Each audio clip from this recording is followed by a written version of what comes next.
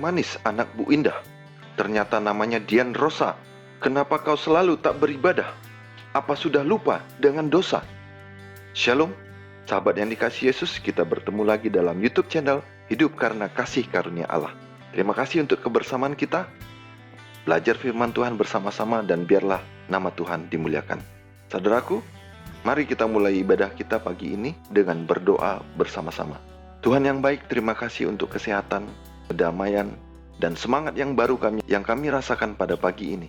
Dengan bangun tidur dengan segar. Dan biarlah Tuhan, kami dapat melakukan aktivitas kami, pelayanan kami, pekerjaan kami dengan baik dan memuliakan Engkau. Bapa, kami akan belajar firman-Mu pada pagi ini. Biarlah firman yang Tuhan berikan membawa kami lebih baik, lebih semangat, dan lebih mengerti kehendak-Mu dalam hidup kami.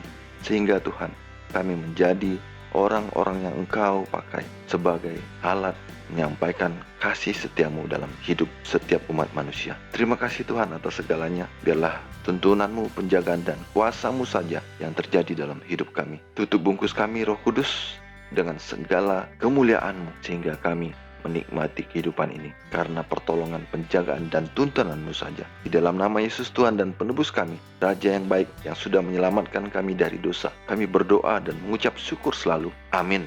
Sahabat dalam Yesus, judul renungan pagi kita pada hari ini, Senin 27 Juli 2020 adalah Jalan Raya Menuju Kemabukan. Mari kita baca bersama ayat hafalan pada hari ini yang diambil dari Amsal 23 ayat 31. Firman Tuhan, jangan melihat kepada anggur kalau merah menarik warnanya dan mengkilau dalam cawan, yang mengalir masuk dengan nikmat tetapi kemudian memagut seperti ular dan menyemburkan bisa seperti beludak. Sahabat dalam Yesus, kemabukan oleh minuman anggur, bir, dan sari buah apel sama saja dengan yang disebabkan oleh minuman lebih keras lainnya. Penggunaan minuman ini membangkitkan selera yang lebih kuat. Dengan demikian kebiasaan akan minuman keras terbentuk. Minum dalam jumlah sedang-sedang saja sebenarnya adalah sekolah yang mendidik pemabuk. Namun begitu jahatnya cara bekerja dari minuman perangsang yang lebih lunak ini, sehingga orang sudah memasuki jalan raya menuju kemabukan, barulah korban itu menyadari akan bahaya yang mengancam. Sebagian orang yang tidak pernah benar-benar dianggap mabuk tetap berada di bawah pengaruh kemabukan ringan. Mereka merasa bersemangat, pikiran tidak stabil, dan tidak seimbang, membayangkan dirinya aman. Mereka pun minum dan minum lagi sampai melampaui batas dan semua prinsip dikorbankan. Keputusan yang paling kuat pun sudah dirongrong. Perhatian yang paling serius pun tidak cukup untuk menjaga agar selera rendah itu berada di bawah kendali akal sehat. Bagian manapun di dalam kitab suci tidak pernah menyetujui penggunaan anggur yang memabukkan. Anggur yang diciptakan Yesus dari air pada pesta nikah di Kana adalah sari buah anggur murni. Inilah tandan buah anggur yang masih terdapat airnya, yang kitab suci katakan, janganlah musnahkan itu, sebab di dalamnya masih ada berkat. Baca dalam Yesaya 65 ayat 8. Tuhanlah yang dalam perjanjian lama memberi amaran kepada bangsa Israel bahwa anggur adalah pencemooh, minuman keras adalah peribut. Tidaklah bijak orang-orang yang terhuyung-huyung karenanya. Tertulis dalam Amsal 20 ayat 1. Ia sendiri tidak menyediakan minuman seperti itu. Iblis menggoda manusia dengan satu kegemaran yang merusak pertimbangan dan melumpuhkan persepsi rohani. Tetapi Tuhan mengajarkan kita untuk menguasai sifat alamiah yang rendah. Ia tidak pernah menaruh di hadapan manusia sesuatu yang akan menjadi pencobaan.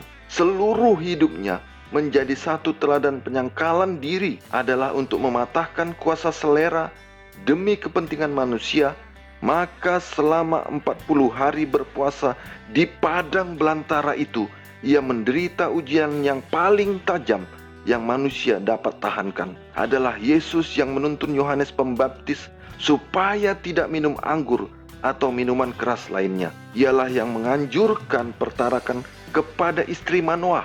Yesus tidak melanggar ajarannya sendiri. Anggur tak beragi yang disediakannya bagi tamu-tamu pesta nikah adalah minuman segar yang menyehatkan. Inilah jenis anggur yang digunakan juru selamat kita bersama murid-muridnya pada perjamuan kudus yang pertama. Renungan pagi kita pada pagi ini dikutip dari buku Seri Membina Keluarga, jilid 4, halaman 301 dan 302. Saudara yang dikasihi Yesus, kemarin kita sudah belajar di pagi hari tentang bagaimana menghindari semua yang tidak sehat seperti teh, kopi, bumbu-bumbu masak yang berlebihan, dan ada di sana termasuk minuman yang memabukkan. Pada hari ini kita dikuatkan dengan amaran supaya tidak menyentuh minuman yang memabukkan seperti anggur fermentasi, bir, dan sari buah apel yang sudah difermentasi. Karena itu akan merusak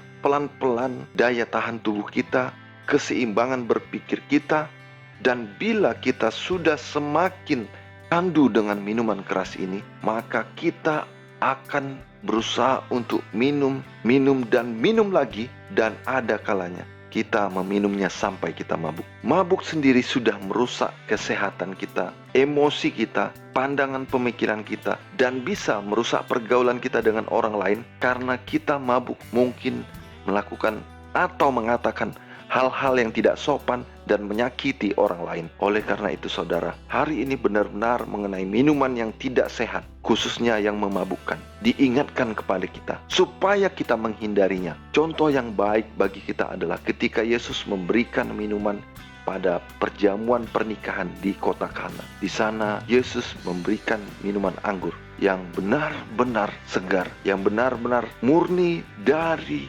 anggur yang baru diperas, yang segar, dan diberikan langsung untuk diminum. Inilah yang benar dan tepat untuk kita konsumsi sebagai minuman yang menyehatkan. Biarlah saudara kita memahami mengenai konsep minuman yang tepat ini, sehingga kita menjaga kesehatan kita dan menunjukkan kasih karunia Tuhan kepada orang-orang di sekitar kita. Mari kita sama-sama berdoa. Tuhan yang baik, yang penuh kasih, terima kasih Tuhan untuk firman yang Tuhan berikan. Terima kasih Bapa karena pengajaran yang semakin jelas bagaimana kami dianjurkan dan diperintahkan oleh kuasa-Mu saja untuk tidak mengkonsumsi minuman-minuman yang memabukkan dan merusak kesehatan kami. Biarlah Tuhan kami mengerti kehendak-Mu ini dan melakukannya, sehingga kami menikmati hari-hari yang cerah, yang santai, yang nyaman, yang penuh semangat, yang dikuatkan oleh Roh Kudus, yang tetap tegar menghadapi segala tantangan, karena kami menghindari minuman yang tidak sehat. Biarlah Tuhan, aktivitas kami sehari-hari kami lakukan untuk kemuliaan-Mu saja,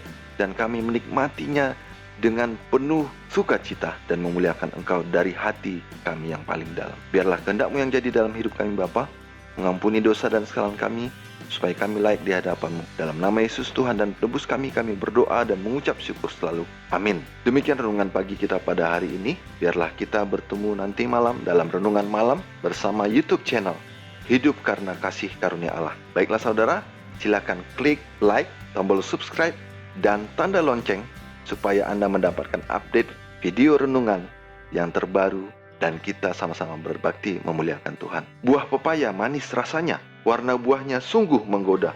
Apa guna kau ada jika lupa akan agama? Sampai jumpa. Horas!